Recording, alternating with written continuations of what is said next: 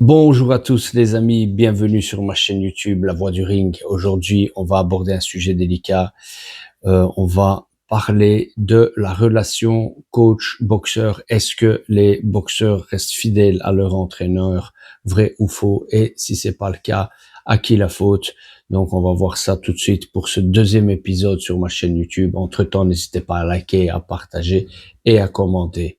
Alors, les amis, aujourd'hui, on va parler justement du côté relationnel entre le coach et le boxeur, chose très importante en boxe, comme vous l'aurez compris, étant donné que le coach a un rôle fondamental dans la vie et dans la carrière du boxeur. Pourquoi? Parce que ça doit être le coach représente le mentor, souvent le deuxième père pour un boxeur, étant donné que le coach s'investit énormément, même d'un point de vue humain. Euh, donc, c'est très important avoir un très bon coach dans son coin. Alors, il arrive souvent, comme dans tout couple, où chacun décide de prendre des directions différentes, tout simplement parce que il peut y avoir des problèmes relationnels, proprement liés au côté humain. Et j'estime que la relation humaine est la chose la plus compliquée à gérer de nos jours, dans le sens où on peut être le meilleur dans son domaine, mais à partir du moment qu'on s'entend plus avec une personne de son entourage, il est très difficile d'avancer et de donner le meilleur de soi. C'est le cas au travail, dans la vie de tous les jours, avec vos potes ou en famille, que sais-je. Au travail, c'est vraiment un exemple concret. On peut être le meilleur dans son domaine, mais on s'entend plus avec le chef, et donc on décide de quitter la boîte. C'est pareil en boxe. À partir du moment où le boxeur ne se sent plus en confiance avec le coach, c'est la cassure. Et donc voilà. Donc c'est clair que pour le coach, c'est pas facile, parce que en tant qu'entraîneur, il s'investit énormément dans la carrière du boxeur, que ce soit en amateur ou par la suite en professionnel. Donc le coach, il a un rôle essentiel, étant donné que c'est lui qui doit comprendre ce qui va et ce qui va pas chez le boxeur. C'est lui qui doit anticiper le problème, c'est lui qui doit ajuster certains paramètres. Donc, comprenez bien, le rôle du coach est fondamental. Il a les responsabilités d'un point de vue résultat, et même d'un côté purement pratique, c'est-à-dire à l'entraînement, etc. Il arrive des fois que le boxeur ne se retrouve plus dans la philosophie du coach et se sent un peu perdu dans la méthode d'entraînement ou dans la façon où l'entraînement est fait. C'est vrai qu'il y a certains coachs qui manquent un peu de tact et de pédagogie, et souvent il y a certains boxeurs décident d'aller voir ailleurs, tout simplement. Alors, pour ce qui est de nos jours, malheureusement en boxe, il n'y a rien qui lie le coach avec le boxeur. En tout cas, en amateur, il n'y a pas un contrat, il n'y a rien d'écrit.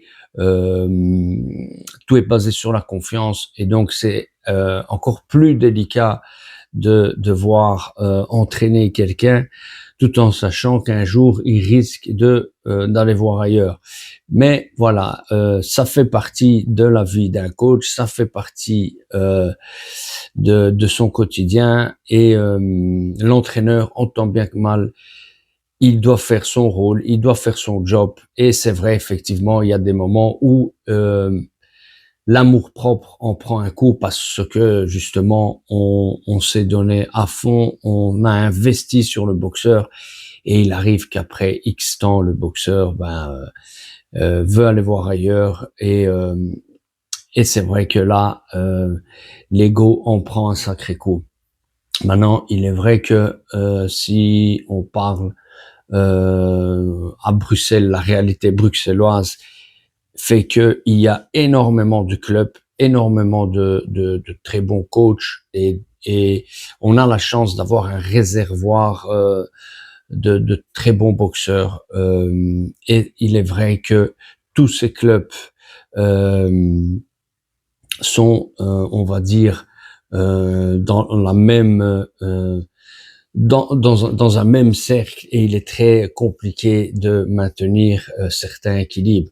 Mais cela dit, ça a toujours été comme ça a toujours fonctionné comme ça, et je pense qu'il n'y a pas lieu de changer ce genre de situation.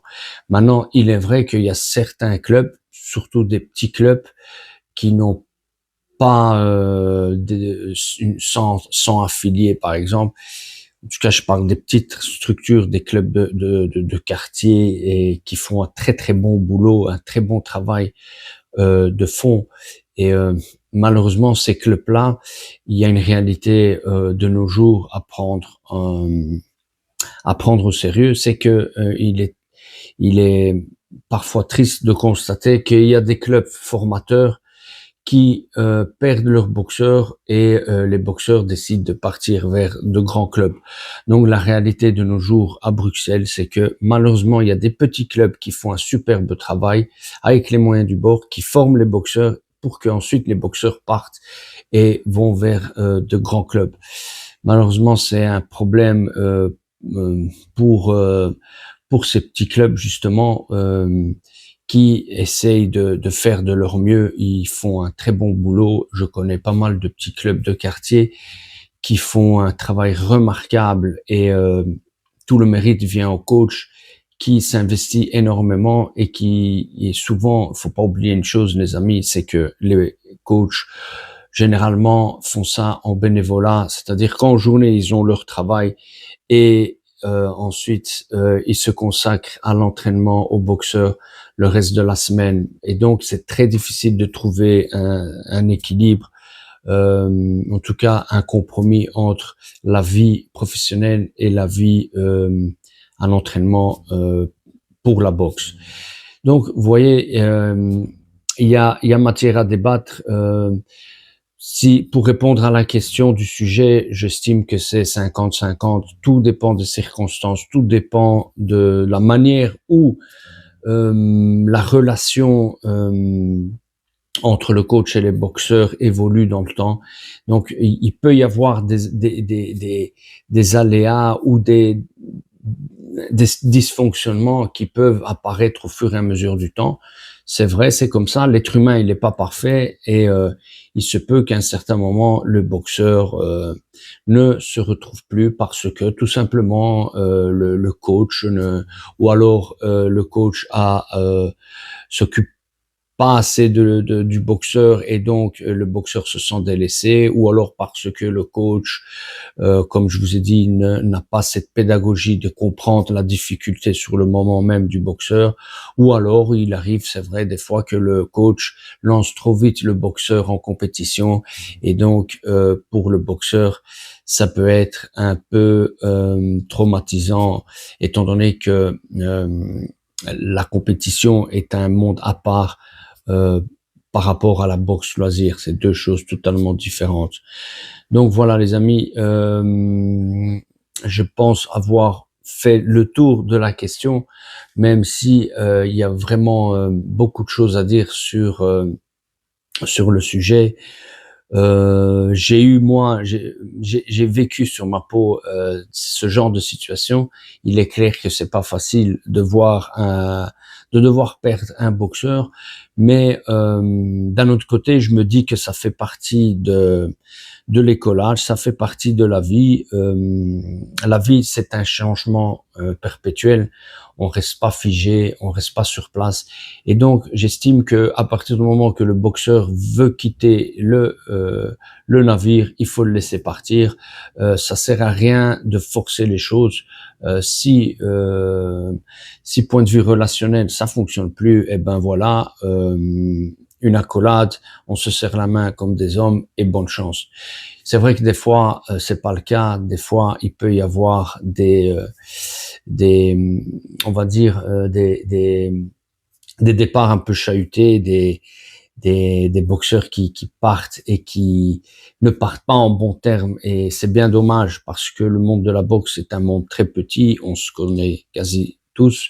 Et généralement, tous les week-ends, on tourne en rond et on voit toujours la même tête. Donc voilà, faut bien se dire une chose, que le monde de la boxe est un monde assez particulier où le but c'est pas de se faire des amis, mais c'est de se faire respecter. Parce que tout simplement il y a une compétition et une forme de compétition. Il y a voilà, il faut pas se voiler la face, c'est un sport de contact. Donc on va au contact, on monte sur un ring pour gagner. Il y a l'envie de faire bien et de prouver à son coach que on est capable de réaliser de grands exploits. Donc vous voyez, le monde de la boxe, il faut être diplomate, il faut s'entendre avec tout le monde, mais détrompez-vous, c'est pas un monde où tout est rose et c'est pas le monde des bisounours. Mais voilà, et le but, comme je vous ai dit, c'est pas de se faire des potes, mais c'est de se faire respecter pour les valeurs que vous transmettez. Voilà, il faut toujours rester correct, poli, humble, et le respect, c'est quelque chose qui se mérite.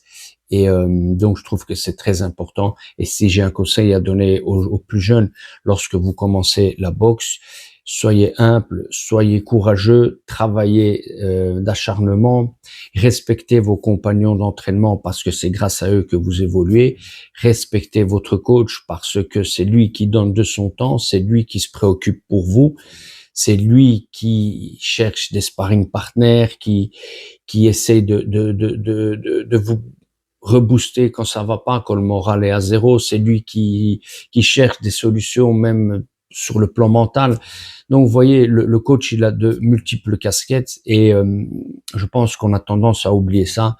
Et il y a beaucoup de boxeurs qui croient que tout leur est dû parce que c'est des boxeurs. Ils doivent faire que ils doivent faire que leur job, c'est-à-dire boxer, s'entraîner. Mais le coach, c'est vraiment le coaching en règle générale, c'est un monde bien à part. Donc voilà, je pense avoir fait le tour de la question. Maintenant, vous allez me dire, oui, ok, mais alors, qu'est-ce qu'on doit faire? C'est quoi les solutions? Comment on peut gérer ce genre de truc? Si moi je veux me lancer dans le coaching et que je me donne à fond et que du jour au lendemain je perds 3, 4, 5 boxeurs, je fais quoi? Eh ben, écoutez, les amis, il n'y a pas 36 000 trucs à faire. La meilleure des choses, c'est de vous remettre en question, de vous regarder dans un miroir et vous remettre en jeu. Voilà, tout simplement. C'est vrai que malheureusement, de nos jours, certaines valeurs se perdent et il y a beaucoup de jeunes qui sont ils vont très vite en besogne. On vit dans une époque où tout va très vite via les réseaux. Vous voyez bien que sur les réseaux, il y a des milliers de vidéos sur la boxe. Il y a des coachs partout et il y a les jeunes. Ils croient que la vie, en fait, c'est ça. Ils croient que la boxe, c'est Instagram. Or, qu'ils se trompent. La boxe, c'est beaucoup de travail, beaucoup de sérieux, beaucoup de sacrifices. Et c'est vrai que souvent, des fois, quand vous faites à l'entraînement, quand le coach dit à l'entraînement aujourd'hui, on va travailler par exemple le jab.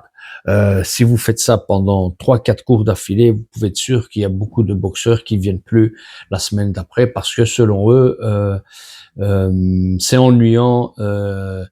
Travailler toujours le jab par exemple ou travailler le jeu de jambes. Voilà, c'est un exemple comme ça. Pourquoi? Parce que justement les boxeurs aujourd'hui, ils croient que quand ils arrivent à la salle, ils savent déjà tout. Ils savent déjà boxer, ils savent déjà ce que c'est le ring, ils savent mieux que le coach qu'est-ce que l'entraînement. J'ai déjà même vu moi des boxeurs faire les PAO à d'autres boxeurs. Donc à la fin, vous comprenez, c'est comme si le coach il sert à rien. Le coach, il est juste là pour vous prendre de vestiaire et vous amener sur le ring. Donc, vous voyez, il y a une mentalité à laquelle il faut changer, il faut travailler en amont. Et ça, il n'y a rien à faire. Il faut former les coachs et il faut aussi que les boxeurs comprennent que la boxe est un sport dur, est un sport individuel où on peut pas se cacher derrière un autre coéquipier comme dans un sport collectif comme le foot par exemple. Si vous faites un entraînement de merde, eh ben ça va se ressentir le jour du combat. Si vous vous donnez pas à fond à l'entraînement, si vous n'êtes pas sérieux, si vous n'arrivez pas à vous mettre des objectifs, faut pas vous étonner si par la suite le jour du combat ça va pas aller. Voilà. Et donc oui, le coach il a ses responsabilités, mais c'est du donnant-donnant. Le boxeur aussi doit prouver que il mérite le ring. C'est comme dans tous les sports. Si vous faites du foot, si vous voulez être titulaire et jouer le dimanche, il faut prouver à votre entraîneur que vous êtes capable de mériter votre place. Et effectivement, aujourd'hui, il y a de plus en plus de jeunes boxeurs qui, il suffit de les voir rentrer à la salle, ils ont pas envie. Ils ont pas envie. Moi, je le vois direct quand tu rentres à la salle, tu jettes le sac, t'as même pas envie de faire des bandages. Ça me donne pas envie de t'entraîner. Ben, tout simplement parce que c'est du donnant-donnant. Si vous voulez, le boxeur et le coach, c'est comme un thermomètre. Si le boxeur est nonchalant, il s'en fout de l'entraînement, il l'écoute pas, l'entraîneur n'a pas envie de donner de sa personne pour entraîner le jeune gamin. Voilà. Donc vous voyez, c'est vraiment en boxe le côté humain, le côté relationnel est très important. Et il arrive, c'est vrai, des fois que quand l'équilibre se brise, il est très compliqué de recoller les morceaux. Maintenant, ce qu'il y a aussi, et ça, malheureusement, ça arrive fréquemment, mais ça, c'est pas d'aujourd'hui, c'est qu'il y a certains coachs qui font des petits clins d'œil aux boxeurs, histoire de les ramener dans leur salle. Ça arrive. Et encore une fois, c'est une question de confiance. Tout est basé sur la confiance, sur le respect réciproque. Malheureusement, il arrive des fois, en tout cas de nos jours, encore une fois avec les réseaux, où les boxeurs parlent beaucoup entre eux, et il y a certains coachs aussi parlent aux boxeurs via les réseaux sociaux, ce qu'il n'y avait pas il y a 20 ans. Il y a 20 ans, chacun restait dans son coin, chacun regardait dans son assiette. C'est plus le cas aujourd'hui. Pourquoi? Parce que justement, avec les réseaux sociaux, etc., on peut facilement contacter d'autres boxeurs ou les boxeurs peuvent contacter d'autres coachs et c'est bien dommage. Voilà. Mais malheureusement, on peut pas tout contrôler, on peut pas tout gérer. Et donc, il faut se recadrer et se concentrer sur la tâche et en tout cas sur l'objectif qu'on s'est mis et aller de l'avant. Voilà. De toute façon, moi je dis juste que généralement on n'oublie pas le premier coach qui vous a poussé sur la voie de la boxe, sur le ring. C'est un peu comme votre premier prof en primaire qui vous a appris les lettres de l'alphabet, qui vous a appris à lire et écrire. Généralement, on l'oublie pas. C'est pareil en boxe. Il y a beaucoup de boxeurs qui, après des années, n'oublient jamais leur premier coach qui les ont formés et poussés à faire de la boxe tout simplement.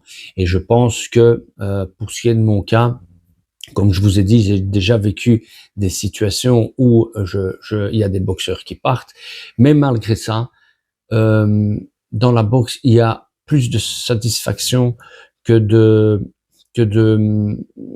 mauvais coups. En règle générale, il y a plus de satisfaction, c'est-à-dire que moi, par exemple, à partir du moment qu'un jeune vient à la salle pour s'entraîner au lieu de rester dans la rue, pour moi, c'est la plus grande des victoires.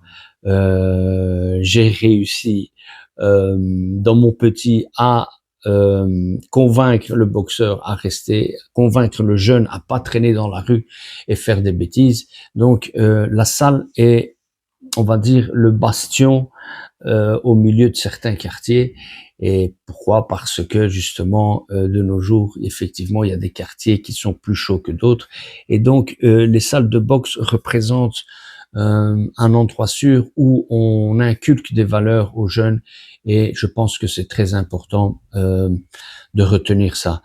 Et donc voilà les amis, en peu de mots, entourez-vous de gens qui veulent votre bien, soyez résilients et surtout comportez-vous comme des gens bien. Il se peut que vous désirez partir et quitter votre coach, mais l'important c'est la manière de comment vous partez. Il est très important d'affronter le problème avec votre entraîneur, en discuter et voir si on peut trouver des solutions. Qu'à contraire, on ne trouve pas le juste milieu, il n'y a pas de solution miracle pour continuer à travailler ensemble. Parlez-en, mais s'il vous plaît, ne vous quittez pas en mauvais termes. Certes, il arrive que chacun de nous, on a notre caractère. Il y en a qui sont plus, qui ont des caractères plus forts que d'autres. Mais encore une fois, je vous ai dit, soyez indulgents, résilients et surtout essayez de quitter votre entraîneur en bons termes, parce que généralement, il y a des coachs, je dis bien généralement, certains, beaucoup de coachs en tout cas, veulent que le bien de leurs boxeurs. Voilà les amis, j'espère que j'ai fait un petit résumé sur une question très pertinente. Dites-moi ce que vous en pensez. Si j'ai oublié quelque chose, n'hésitez pas à commenter. Et de toute façon, soyez-en sûrs, on se reverra pour la prochaine vidéo. Donc, je compte sur vous.